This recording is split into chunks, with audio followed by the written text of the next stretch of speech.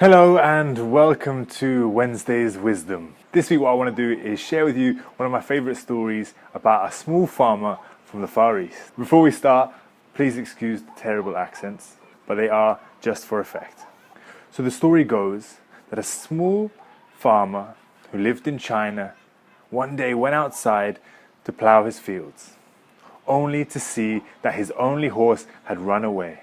The village, on hearing this news, came to see the farmer, and they said, "Oh, this is such terrible news."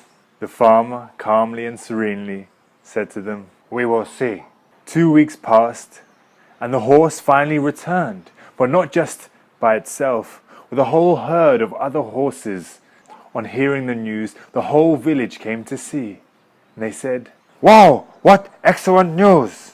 And the farmer, quietly and serenely, replied, "We will see." And so 2 more weeks passed, and the farmer's only son was riding one of the wild horses. And while he was breaking the horse in, he was bucked off the back and broke his arm in 3 places. On hearing the news, the whole village came to see the farmer and his boy, and they said, "Oh my goodness, what terrible thing!" The farmer, serenely and quietly, turned to the other villagers and said, "We will see." 2 weeks went by, and the Chinese military was sweeping every village, town and city across the country to find every young and fit boy to take to the army. On seeing the boy and his arm broken in 3 places, the military passed on without taking him to war.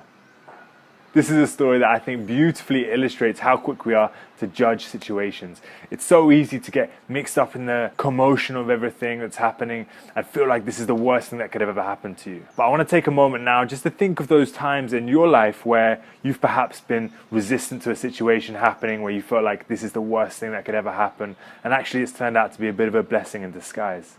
Maybe it's being fired from a job, maybe it's being dumped by a girlfriend or a boyfriend, maybe it's facing somebody who's particularly rude or aggressive. It's in these moments that often we are shaped as men and women. Our characters are defined in those moments of adversity that later on teach us the very things that help us and make us happy. Take a moment now to think of the moment in your life where you felt most proud and most accomplished. What was that time in your life? Quite likely, it's a time that was most difficult for you. It was probably a moment in your life where you faced an enormous amount of struggle. So it's this very struggle that brings that fulfillment to our lives. And so when we're resisting it in the moment unnecessarily, then we're forgetting about the goodness that comes from it. It was Sigmund Freud who said, one day, in retrospect, those years of struggle will seem the most beautiful. So it's a little reminder in those times of struggles to take a moment to stop, take a step back, and try and connect with what you're learning in that moment, how your character is being shaped and defined, despite it being something uncomfortable, something unpleasant, something that you don't want to happen. Often this can be the thing that we're most grateful for in the end. I hope you enjoyed the story, and tune in next Wednesday for the next edition. If you like these videos and want to see me making more, then like it, subscribe, put a comment in, I'll always reply, share it with your friends, and I'll see you next week. Big love.